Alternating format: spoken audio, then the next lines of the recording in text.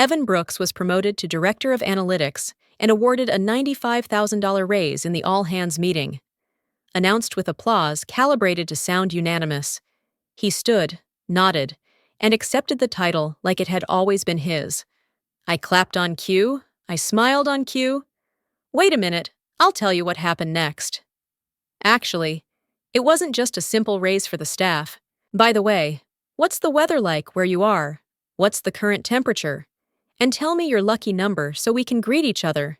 I'm Julian Cole, Senior Risk and Data Analyst. For 9 years. Evan was my junior. I trained him on our models, rewrote his assumptions, and taught him how to explain results he didn't yet understand. He learned visibility. I learned restraint. That contrast played well in conference rooms. After the celebration, HR scheduled a private follow-up. Rachel Dunn, our HR director, slid a single page across the desk. $11,000. A mentorship recognition. She said the words carefully, as if precision could soften math. You're invaluable, Rachel added. Just not promotable. I thanked her and signed. I always sign. The system prefers compliance to conversation. Walking back to my desk, the hierarchy clarified itself. Evan was rewarded for presenting outcomes. I was compensated for producing them and teaching him how to talk about them. The company didn't misunderstand my value. It priced it. Evan stopped by later. Newly titled, Generous with Gratitude. Couldn't have done it without you, he said. Already late for another meeting. I wished him luck and meant it. Luck had carried him farther than preparation. By the time the applause faded, I understood something clean and final. I hadn't believed in advancement here for a long time. I'd just kept the machine running because it needed me to. That afternoon, I returned to my work with professional calm and personal clarity. The mistake wasn't today's decision. It was my assumption that the system could be persuaded. I stopped assuming. That change, unlike my raise, compounded immediately without apology or hesitation. Before we continue, I want to be clear with you. The story you're about to hear is a blend of real workplace situations and fictional elements, with artificial intelligence used to deepen the emotional experience and help deliver the message. I hope it resonates with you. I spent 9 years training Evan Brooks, which sounds generous until you realize how many of those years were spent quietly undoing his work. He arrived eager, confident, and wrong in ways only beginners can be. I fixed his formulas before reviews, rebuilt his models before client calls, and rewrote conclusions so executives would never notice the gaps. Evan learned fast, mostly because I refused to let him fail publicly. Over time, our roles diverged. Evan learned how to speak upward. He mastered timing, tone, and the art of sounding decisive while saying very little. I learned how to document everything. Every revision, every override, every late-night correction earned a timestamp and a version number. While he practiced charisma, I practiced containment. By year 3, his name appeared on reports I had built end to end. By year 5, he was presenting frameworks I had designed, using phrases I had coached him to repeat. Executives nodded, impressed by confidence. I nodded too, impressed by how predictable the pattern had become. I told myself this was mentorship. That patience would be rewarded. That substance eventually outranked performance. Those were comforting stories, and completely fictional. What I didn't share was that I'd standardized the entire analytics system beneath the surface. Models, assumptions, dependencies, escalation paths, all unified, all controlled through processes only I maintained. It wasn't sabotage. It was professionalism taken to its logical extreme. By the 9th year, Evan was visible everywhere. I was invisible by design. Invisibility, I learned, worked. When Evan started signing his emails as Director of Analytics, the shift became official in ways the org chart never needed to explain. The title appeared beneath his name, bold and confident, followed by language about strategy and ownership. I noticed because I had written most of what he now claimed to own. Meetings followed a familiar rhythm. Evan spoke early, confidently, repeating lines I had drafted years ago when he still asked permission to speak. The model accounts for downstream risk exposure, he said, word for word, from a memo I wrote 5 years earlier. Heads nodded, slides advanced. No one looked at me. I sat beside him, silent, watching leadership track his voice instead of the work. They asked him questions framed for performance, not substance. Evan answered with polish, occasionally glancing my way when the phrasing grew dangerous. I offered nothing. He recovered with generalities, and they accepted them. Afterward, colleagues congratulated him, someone said. You've really grown into this role. Evan smiled and replied, I've had great support. That was as close as the truth ever came. The imbalance sharpened quickly. Evan was invited to rooms I'd built access to. He summarized systems I maintained, but no longer controlled in name. Leadership praised his clarity, his presence, his vision. My contribution lived in footnotes, invisible and assumed. I told myself to stay professional. I told myself visibility was cyclical. Those lies were easier than acknowledging what was happening in real time. Then the questions changed. During a client review, the CFO leaned forward and asked, Can you walk us through how the assumptions behave under stress? Evan paused. He smiled, then answered around the question. The CFO pressed again. No, I mean the underlying logic. The room went quiet, for the first time. Evan didn't look at me for help. He looked at the model, as if it might rescue him. I watched leadership notice the hesitation they'd never seen before. That was when I understood the promotion hadn't eliminated risk. It had concentrated it. And suddenly, the imbalance felt deliberate, measurable, and impossible to ignore. The call came before most people finished their first coffee, which is how I knew it mattered. A major client had flagged a discrepancy in our risk outputs, not cosmetic, not theoretical, but large enough to distort decisions. Evan called my phone directly. Can you jump on the call? He asked. Then, softer. Just for backup. I said yes without hesitation. Calm is easier when you've already accepted the outcome. By the time the video window opened, the client's team was waiting, serious and polite in the way professionals get when money is at risk. Evan began confidently, summarizing results, framing the issue as a temporary variance. I listened, hands folded, recognizing the gap immediately. The model was behaving exactly as designed. The problem was the explanation. A director interrupted. Explain why the assumptions didn't self-correct under pressure. Evan started, stopped, tried again. He used my language, the safe version, the one meant for introductions. It didn't hold. I leaned in and clarified. Carefully, precisely. Heads nodded. The room relaxed. Evan exhaled. He followed my answer, with confidence that wasn't his. The meeting moved forward. Then a question landed that required finishing the thought. The real logic, the part that separated understanding from repetition. Evan glanced at me.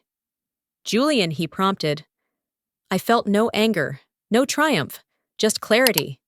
I began answering, then stopped halfway through the sentence. I let the silence sit. Evan owns the model now. I said evenly. He can walk you through the rest. The calm shifted instantly. Evan froze. The client waited. No one filled the space.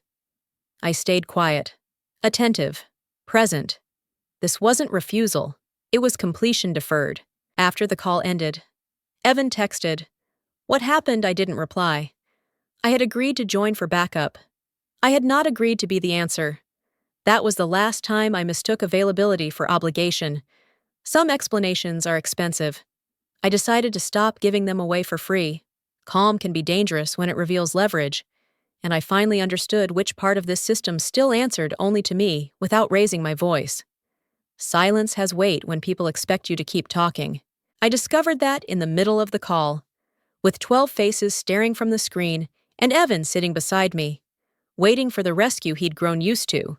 The question was simple, direct, and dangerous. It demanded understanding, not presentation. I began answering the way I always had, carefully, methodically, setting the frame so the logic would land gently. Halfway through, I stopped, not dramatically, not angrily. I didn't continue. The pause stretched. Evan shifted. Someone on the client side cleared their throat. I looked at Evan and said, calmly, Evan should explain this. He owns the model now. No accusation, no edge, just a statement of record. For a second. Nothing moved. Evan blinked, then smiled too late. He started talking, circling the question, filling space with confidence instead of clarity. I watched the client's expressions change, curiosity turning into concern. Leadership leaned forward, finally listening for substance instead of tone. I stayed silent. Silence, I realized, was the only honest contribution left. Another question came, sharper than the first. Evan answered again, this time contradicting the documentation he'd approved last quarter. I noticed the moment someone on the client side stopped taking notes. That's when decisions start forming. When the moderator thanked everyone and ended the call, the screen went dark, but the room didn't recover. No one spoke. Evan stared at the table, color draining from his face. A director looked at me, then away, as if noticing me for the first time required effort. I gathered my notebook and stood. No one asked me to stay. No one asked me anything at all. As I walked out, I understood the difference between being helpful and being powerful. Help fills gaps. Power lets gaps be seen. The silence I left behind wasn't empty. It was full of implications, unanswered questions, and a truth the room could no longer ignore. I hadn't raised my voice or refused outright. I had stopped protecting a system that had decided I was optional. And in that stillness, everything shifted forever. If you agree with my decision to stop answering for someone who was paid to own the model, leave a 1 in the comments. Your voice matters here. Because shared judgment is how we decide what accountability should really look like. The consequences arrived faster than anyone expected. Evan tried to recover by speaking more, not clearer, and the model began betraying him line by line. A risk projection on slide 6 contradicted the sensitivity table on slide 7. Someone noticed. Someone always does. The client's CFO leaned back and folded his arms. These numbers don't reconcile, he said. Which assumption governs the variance? Evan answered confidently and incorrectly. He cited a threshold I had retired 2 years earlier. I watched the error ripple outward as follow-up questions stacked on top of a false premise. I opened my notebook but didn't intervene. The tension in the room thickened. No longer theoretical. Another executive spoke up. Yesterday you told us the exposure was capped. Evan nodded. It is. The CFO shook his head. Then why does this scenario exceed it? Silence stretched again. Sharper this time. Evan adjusted his answer, then adjusted it again. Each revision drifting farther from the documented logic. Data that once aligned, now fractured publicly.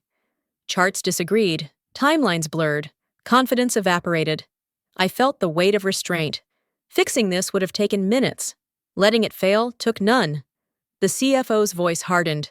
I need to understand whether this is a reporting issue or a structural one. Evan glanced at leadership. They offered no help. He tried one last explanation. Vague enough to survive scrutiny. And failed. That's when the question changed from what to whether. Can we trust this system? The CFO asked. No one answered immediately. The absence was louder than any defense. The call ended politely, which was worse than anger. Afterward, an email arrived within the hour. The client requested an independent audit of the entire analytics framework, effective immediately. I closed my laptop slowly. Audits don't look for confidence. They look for consistency, and consistency, I knew, would expose exactly where the understanding stopped and who had been holding it together all along. I stayed seated, breathing evenly, aware that tension was no longer contained, but leaking outward, staining reputations, timelines, and careers in ways no presentation could reverse without anyone speaking up again. HR didn't email this time. They came in person, which told me how bad it had become. Rachel Dunn stood in my doorway with the COO, Martin Hale, both wearing expressions carefully calibrated to look concerned. not desperate. That distinction mattered to them. "Julian," Rachel began, "we'd like to talk about a compensation adjustment." I gestured to the chair but didn't sit. Standing keeps conversations honest. Martin took over, given recent developments. "We recognize your contributions may not have been fully reflected." He said recent like the imbalance had appeared overnight, not accumulated over 9 years. "We're prepared to revisit your salary." I nodded slowly. That's generous timing. Rachel slid a revised offer across my desk. A raise, a bonus, language about alignment and retention. No title change, no authority shift, just more responsibility disguised as recognition. I looked up. "Does it come with authority?" I asked evenly. "Or just responsibility?" The room stalled. Rachel smiled first. "Titles can be discussed later," she said. "Right now." "We need stability," Martin added. "What matters is solving the situation with the client." There it was. Not fairness, not correction, containment.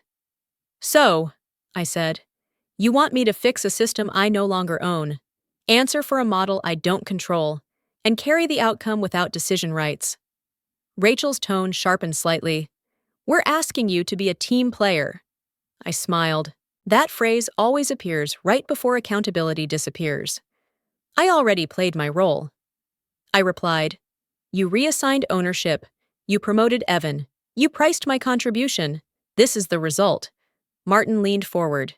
"If you help us stabilize things, we can revisit structure." I shook my head. "You're asking me to save a system after deciding I wasn't essential to it." The silence this time was uncomfortable, not strategic. Rachel closed her folder. "Are you refusing to help? I'm declining to intervene." I said, "There's a difference." They left without shaking my hand. By the afternoon, the audit expanded. Evan stopped messaging. Leadership stopped pretending. I returned to my work, untouched by urgency. I wasn't angry. I was finished. Declining to rescue the system wasn't retaliation. It was alignment, and for the first time, my actions matched the value they'd assigned me, precisely and without apology. The audit didn't end the story. It detonated it. Within a week, the largest client formally terminated their contract, citing material inconsistencies and leadership risk. The phrase leadership risk echoed through the building like a siren. Meetings multiplied. Calendars collapsed. By Friday, 2 more clients followed. One paused indefinitely. Another exited outright. Different emails. Same concern. Trust. Evan's presentations no longer impressed anyone.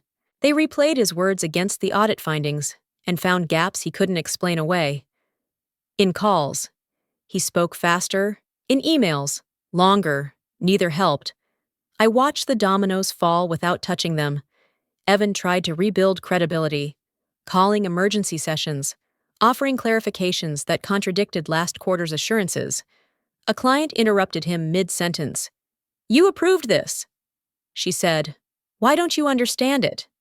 There was no answer that survived the silence. Leadership finally noticed me again. Not with apologies, with urgency. Invitations arrived for meetings I declined. Requests followed, carefully worded, asking if I'd be willing to consult informally. Informal, I learned, meant unpaid accountability by then. Evan was exposed. Not malicious, just promoted past his depth. The audit had made that visible to everyone who mattered. His authority dissolved in real time. When he spoke, people checked documents instead of nodding. Then my phone rang from a number I didn't recognize. I answered out of habit. A woman introduced herself from a competitor I knew well. "We've been following the situation," she said calmly. "Your name keeps coming up." We spoke briefly, about systems, about ownership, about what happens when substance leaves and performance stays behind. She didn't ask me to explain Evan's failures. She asked what I would build if I didn't have to protect anyone else. After the call, I sat quietly, letting the noise fade. The quarter had already turned. Revenue, reputation, certainty, all sliding at once. I hadn't pushed a single piece. I had simply stepped back and let gravity do its work. Sometimes collapse isn't caused, It's allowed. That lesson arrived without celebration, without apology, and without witnesses. Marking the exact moment power shifted away from them forever, quietly, completely. Signing the new badge felt lighter than I expected. Different logo, different hallway, same work waiting for me. The offer was direct, respectful, and higher than Evan's salary had ever been, which I accepted without negotiating theatrics. I wasn't leaving to prove a point. I was leaving to breathe. The first week passed quietly. No emergency calls, no requests to explain decisions I didn't own. Then the familiar names started appearing on my calendar. A former client asked for a brief conversation. Another followed. They didn't ask about my departure. They asked if I was available. They already knew the answer. One call turned into a proposal. The proposal turned into work. The same systems. The same risks. But this time with authority attached to accountability. When I spoke, people listened for content, not delivery. I slept better than I had in years. News travels faster inside companies than outside them. Evan's title didn't survive the quarter. Leadership reframed it as a realignment. His responsibilities shrank. His compensation followed. No announcement, no applause. Just a quiet correction after public confidence evaporated.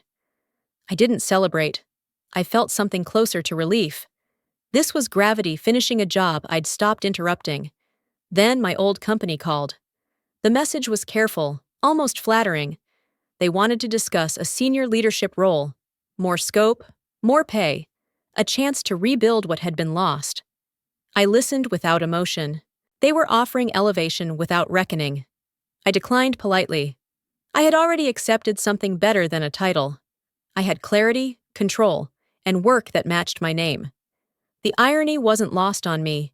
The system that couldn't promote me suddenly needed me back. Higher than before. I ended the call and returned to my screen. Same brain, new badge, less noise. The relief wasn't dramatic. It was sustainable. That mattered more than winning ever could. Nothing about it felt like revenge. Only alignment. The rare moment when effort, authority, and outcome finally faced the same direction. Allowing me to work without armor, without translation, and without shrinking my contribution to survive in this role fully, I declined the return offer without hesitation. The title was higher, the pay generous, the apology worded, and none of it mattered. They had already decided who was valuable when it counted. I wasn't interested in revisiting that lesson. Evan left quietly a few weeks later. No announcement, no farewell email. Just another calendar update canceled, and a desk cleared before anyone asked questions. The systems he inherited unraveled without resistance. Taking client confidence, internal talent, and credibility with them, from a distance. The collapse was efficient. No drama, just measurable loss. Millions written off. Teams reassigned. Promises revised downward. When someone asked how I felt, I answered honestly. They paid him to talk. They paid me to think. They learned too late which one mattered. The final irony arrived last. My new firm asked me to review a struggling analytics platform. The client name looked familiar. It was theirs. I learned something very clear from this story. Fairness doesn't appear just because you work hard, and your value isn't determined by how long you're willing to stay silent. For years, I believed effort, responsibility, and dedication would speak for themselves. In reality, they don't. If you don't actively protect your value, the system will take advantage of it politely, professionally, and without hesitation. The strongest emotion I carried away wasn't anger, but clarity. Clarity to understand that blind loyalty can quietly turn into a burden, and that constantly saving others often helps them move forward while you remain in the same place. The human lesson here isn't about revenge. It's about recognizing the moment when continuing to absorb injustice only allows it to grow. If you were in that situation, what would you do? Would you keep covering for a system that refuses to see you? Or would you step into a place where your skills and judgment are actually valued? I'd genuinely like to know where you're listening from right now. And what part of this story made you stop and reflect? If this story resonated with you, Remember that your support goes far beyond this video. A single subscription helps this message reach people who may feel stuck, overlooked, or unsure of their worth. Your like, comment, or share might be the nudge someone needs to rethink their situation, to believe they deserve better, or to take a first step toward change.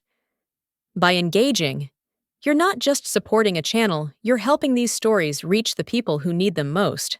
This story was fully created and produced by our team. We do not copy or borrow content from any other channel. Thank you for staying with us and listening until the end.